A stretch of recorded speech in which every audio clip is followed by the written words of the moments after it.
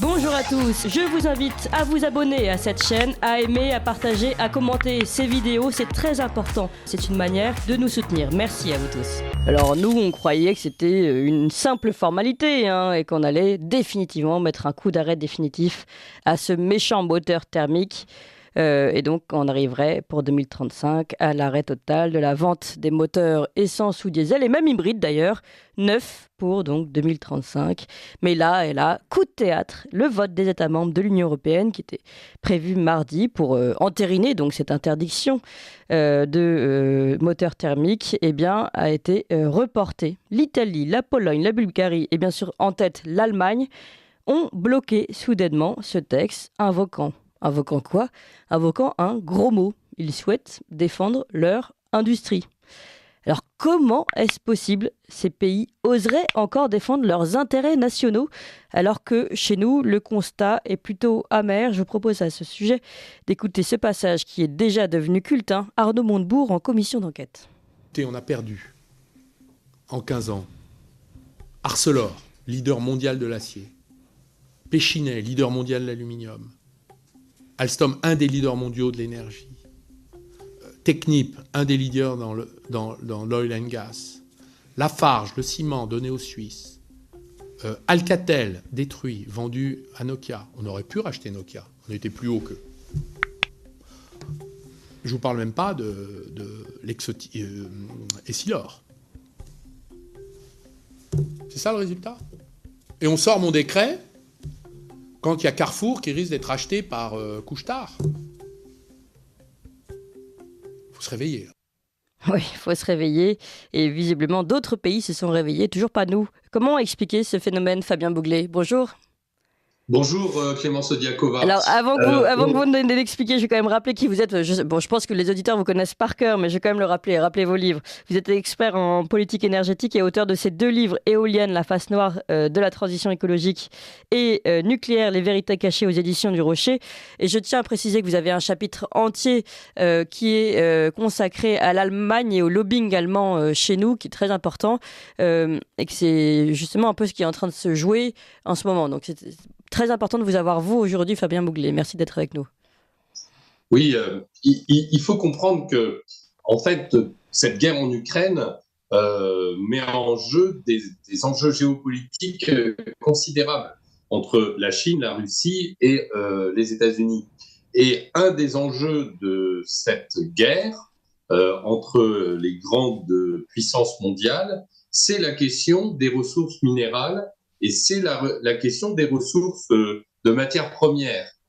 Or, il ne faut pas oublier que la question de la voiture électrique soulève un énorme problème en termes d'utilisation de matières premières, notamment de terres rares, qui sont extraites en Chine, puisqu'il faut beaucoup de terres rares, et qu'en réalité, la voiture électrique, derrière son pseudo-avantage vertueux de ne pas avoir de particules fines ou de ne pas émettre de particules fines dans la nature, a un énorme enjeu de pollution et de multiplication presque par 10 la nécessité d'avoir des matières premières qui se trouvent parfois extrêmement rares, comme le palladium qu'on trouve en Russie.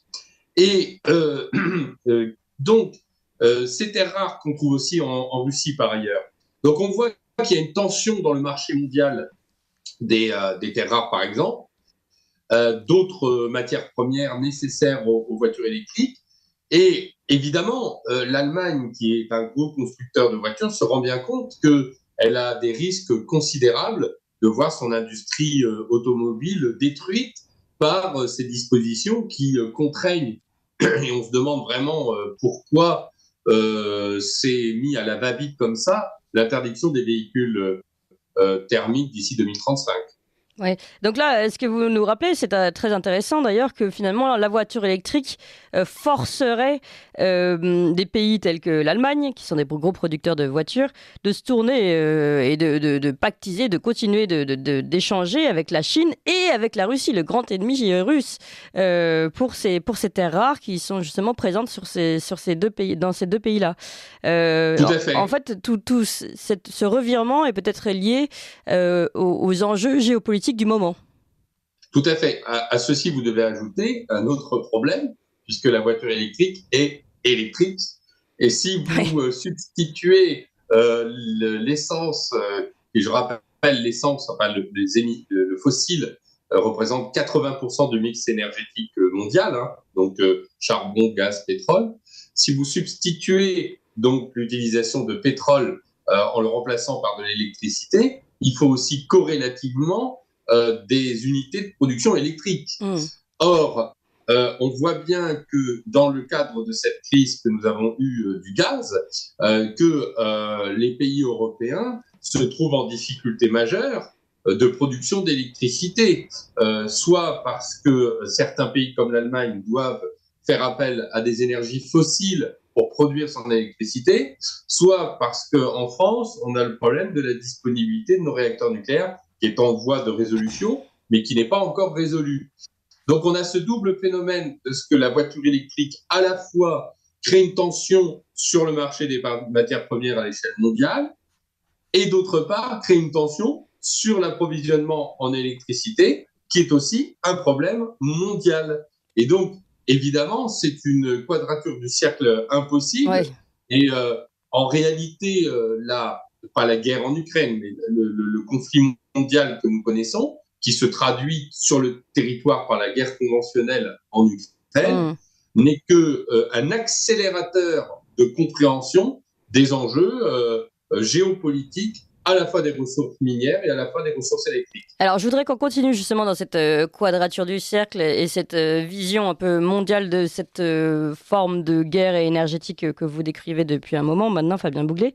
Donc, on a compris que ces terres rares, par exemple, forceraient l'Allemagne notamment à travailler avec la Chine et la Russie. Et puis, elle a son problème d'énergie, évidemment, limité, l'énergie fossile. Mais on a bien vu qu'elle savait se tourner, tout comme nous le faisons de plus en plus, vers les États-Unis, qui étaient les grands gagnants de l'histoire pour l'électricité, enfin, ou surtout pour le gaz liquéfié. Alors, je voudrais maintenant qu'on tente de comprendre là-dedans quel est le jeu joué par les Américains, notamment avec le fameux acte IRA, qui est cette loi protectionniste qui a été prise en 2022 et qui subventionne notamment les productions de voitures électriques sur son sol. Donc elle a le même problème de terres rares, etc. Donc de toute façon, elle va devoir tendre la main à ces pays que sont la Chine et la Russie. Alors, est-elle finalement plus pragmatique que nous autres Européens ? De toute façon, on a un gros problème lié aux terres rares. Vous le soulignez, parce que on voit bien que la Chine, et d'ailleurs, ce problème de terres rares pour les voitures électriques n'est pas limité aux voitures électriques, il se développe aussi pour les éoliennes, qui représentent 10% du marché des terres rares à peu près. Eh bien, effectivement, on se trouve dans une situation terrible où les États-Unis font leur IRA, justement, la lutte contre l'inflation, l'acte de lutte contre l'inflation, dans l'objectif d'attirer des industries sur son pays. Moi, je suis pas sûr que les voitures électriques aient aussi un avenir aux États-Unis. Faut quand même être très très clair. Je pense qu'ils auront exactement le même problème. Par contre, sur les autres industries, les industries lourdes, évidemment, les États-Unis essayent de tirer profit de la situation parce que comme ils ont coupé l'accès au gaz russe à la fois je dirais économiquement par les mesures qui ont été prises, obligeant et contraignant l'Europe à utiliser le gaz naturel liquéfié, ils ont surenchéri corrélativement la facture de production industrielle en Europe. C'est d'ailleurs la raison pour laquelle la France doit d'urgence, si on doit revenir à la France, redévelopper en urgence son parc électronucléaire pour pouvoir récupérer sa compétitivité industrielle et pour ne pas subir cette action des États-Unis qui vise à réindustrialiser les États-Unis au détriment de l'Europe, à qui les États-Unis profitent de surenchérir la facture industrielle. Donc, et dans le même temps, la Chine est en train de resserrer les conditions d'approvisionnement en métaux rares et autres matières premières parce qu'elle a tout à fait intérêt à produire et à industrialiser son pays et à produire, par exemple, les éoliennes sur son propre sol et à créer la valeur ajoutée de ces éoliennes en Chine. En tout cas, si je reviens sur un sujet que je connais bien, qui est la question de l'éolien, il est incontestable qu'aujourd'hui, la Chine, par exemple, est en train de faire un dumping, et dans 1 ou 2 ans ou 3 ans, les principaux fabricants d'éoliennes en Europe, Siemens Gamesa, Vestas et pour l'américain General Electric, vont connaître des faillites retentissantes. Et c'est le cas actuellement, puisqu'en 2022, ces fabricants d'éoliennes, en raison de l'augmentation, c'est ce qui est mentionné dans leur bilan, en raison de l'augmentation de l'accès, de l'augmentation des terres rares et leur accès en Chine, ont 4 milliards d'euros de pertes. Et donc, ce phénomène qu'on connaît sur les éoliennes, c'est exactement le même phénomène qui va intervenir. En fait, on a des tensions à tous les niveaux, à la fois pour les matières fossiles et à la fois pour les matières de premières. Ensuite, je voudrais quand même dire une chose qui est extrêmement importante pour l'Allemagne, c'est que vous pouvez faire des voitures électriques, mais si votre mix énergétique ou votre mix électrique, si on prend le mix électrique allemand qui est composé d'à peu près 50-50 avec des éoliennes, de panneaux solaires, et de l'autre côté avec du charbon, de la lignite et du pétrole et du gaz, ça signifie qu'en fait votre voiture électrique, elle est en réalité au gaz, au charbon et au pétrole à hauteur de 50% de votre mix électrique. Donc on a juste reporté le pot catalytique et le pot d'échappement en le mettant dans les tours des usines d'électrique au charbon. Donc, vous voyez qu'il y a un énorme paradoxe à vouloir installer, et pareil d'ailleurs pour les États-Unis, qui utilisent beaucoup de centrales électriques au pétrole et au gaz. Donc, la France, elle est évidemment dans une situation plus aisée, puisque son mix électrique est beaucoup plus décarboné, et c'est tout l'enjeu d'ailleurs des grandes négociations qu'il y a avec l'Allemagne et en Union européenne, sur la question de la décarbonation, puisque l'Allemagne va absolument nous imposer l'idée qu'il faut de l'électricité renouvelable, et la France, enfin, a compris qu'il fallait vendre l'idée qu'il fallait de l'électricité décarbonée, dans lequel il y a le nucléaire. Et c'est tout ce débat qui est extrêmement fort. Donc, en fait, on a des lignes de tension qui sont internationales, Chine, Russie, contre États-Unis en particulier, et on a des lignes de tension intra-européennes entre le club mené par la France, le club nucléaire, et le club mené par l'Allemagne, le club du charbon. Et nous, on est quand même un peu les perdreaux de l'année dans cette histoire. C'est un peu la conclusion finale. On est les perdreaux de l'année, mais je ne sais pas si vous avez remarqué, Clémence Odiakova, qu'il y a actuellement une sorte de prise en compte extrêmement rapide de ce que nous sommes dans une guerre énergétique, faut appeler un chat un chat, et entre l'Allemagne et la France. Et j'en veux pour preuve la publication d'un article tout à fait passionnant, moi qui alerte depuis des années sur le sujet, du Monde, qui explique que la tension et la guerre, j'utilise même le terme guerre, la semaine dernière, entre l'Allemagne et la France en particulier, sur la question du nucléaire, fait rage au niveau des instances européennes. Et moi, je le constate également dans mes relations avec l'État profond.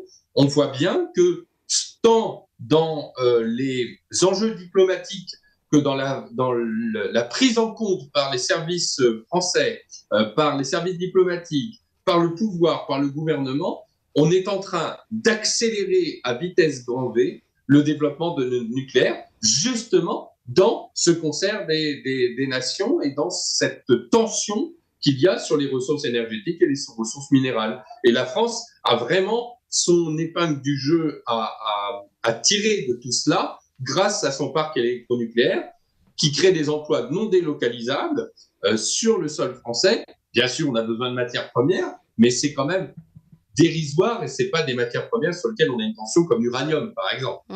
Et on a aussi des réserves pour le nouveau nucléaire. Alors, je serais très heureuse si votre optimisme se confirmait. Fabien Bouglet, pour une fois n'est pas coutume. C'est agréable de vous entendre annoncer une bonne nouvelle. Malgré tout, on voit bien que EDF, pour le moment, n'est pas sauvé. On voit bien que la dislocation des nucléaires, en tout cas, la loi est toujours en vigueur. Et puis, on voit la réponse de Bruno Le Maire face à l'IRA, qui est celle d'un fonds souverain européen, c'est-à-dire encore une histoire européenne qui ne va sûrement pas servir nos propres intérêts. On a l'impression que, encore une fois, c'est l'Allemagne qui a su tirer la sonnette d'alarme en premier et dire « Attendez, moi, ça ne m'intéresse pas ». Pourquoi la France n'arrive pas à avoir ce genre de réponse directe et franche ? Je pense que c'est en train de changer. Je pense que c'est en train de changer grâce au nucléaire, puisque ce qui va se passer, c'est que nous avons une loi nucléaire d'accélération du nucléaire qui est en train de passer à l'Assemblée nationale et au Sénat et qui va prévoir l'abrogation de la baisse à 50% de la part du nucléaire. On voit les travaux de la commission d'enquête qui, in fine, tout au dernier moment, commencent à faire sortir des interventions comme celle d'Arnaud Montebourg, merveilleuse intervention, où il explique après, dans la partie que vous avez coupée, qui est passionnante, qui dit « Et pour combien ça a été fait ?» Et puis il dit « Bon, 13 millions pour tel patron, 15 millions pour l'autre. » Oui, tout à fait. Un plat de lentilles par rapport aux enjeux. Oui, c'est ça. Il a raison de s'insurger. Il explique que c'est pas seulement le rôle des gouvernants, mais également de ceux qui dirigeaient ces entreprises. Des chefs d'entreprise qui ont participé à ces fusions. Voilà. Donc, ce que je peux vous dire, c'est que dans les contacts que j'ai dans le domaine du nucléaire, nous sommes en train d'assister à une accélération absolument incroyable de la filière nucléaire française. Une sorte d'électrochoc est arrivé et ce que je peux vous dire également, c'est que dans toute guerre, la première chose à identifier, c'est que nous sommes en guerre. Et que ce que je comprends, c'est que enfin, les états-majors, qu'ils soient militaires ou non militaires, ont compris que nous avions un gros souci avec l'Allemagne. Et ça, c'est fondamental. Parce que tant que vous n'avez pas compris que vous êtes dans un conflit de guerre, que ce soit un conflit militaire ou un conflit hybride ou un conflit asymétrique, vous ne pouvez pas créer les pare-feux. Or là, on a une prise en compte extrêmement rapide des enjeux de difficultés que nous avons avec, en particulier, le club allemand, et nous sommes en train de constituer un club du nucléaire. Mais il faut quand même revenir à un point fondamental, c'est que l'Union européenne, c'est le traité de Rome, mais le même jour que le traité de Rome en 1957, on a signé le traité Euratom, qui était le traité d'alliance des pays européens pour la constitution d'une alliance européenne de l'industrie nucléaire. Et donc, il faut bien comprendre que, en réalité, l'Union européenne, un de ses fondements, c'est l'industrie nucléaire. Et les pays qui veulent absolument faire une guerre nucléaire, et en particulier une guerre au nucléaire français, ne se rendent pas compte, ou feignent de se rendre compte, je l'avais expliqué dans mon livre, qu'en fait, ils portent atteinte au fondement de l'Europe des nations telle qu'elle avait été voulue initialement. Et moi, comme je suis un optimiste de nature, je crois fondamentalement qu'en réalité, ce qui est en train de se passer est un bienfait et va permettre aux différents Européens de revenir aux fondamentaux de l'Union européenne et du traité Euratom, et d'autre part d'envisager avec beaucoup d'intérêt l'alliance que nous pouvons faire avec la Grande-Bretagne. On parlait à l'instant de nos alliés anglais avec qui nous sommes de joyeux adversaires et en même temps nous pouvons être de bons partenaires. Et sur le nucléaire, nous allons avoir bientôt le roi d'Angleterre qui va faire venir sa première visite en France. Il l'a fait en France, c'est pas le fruit du hasard, c'est parce que nous avons des choses à faire avec la Grande-Bretagne. Et une de ces choses, c'est la construction d'une alliance sur le nucléaire. Alors donc, souhaitons-le, Fabien Bouglet, souhaitons-le, cet retour de l'Europe des nations, parce qu'on peut dire qu'on l'a quand même un peu perdu de vue, avec notamment cette alliance autour du nucléaire et avec la Grande-Bretagne. Merci encore Fabien Bouglet, je rappelle le titre de vos 2 livres, Éolienne, la face noire de la transition écologique, et Nucléaire, les vérités cachées aux éditions du Rocher. Merci beaucoup. Vous appréciez cette émission? Alors aidez Radio Courtoisie à en produire d'autres, en indépendance totale. Rendez-vous sur soutenir.radiocourtoisie.fr. Merci d'avance.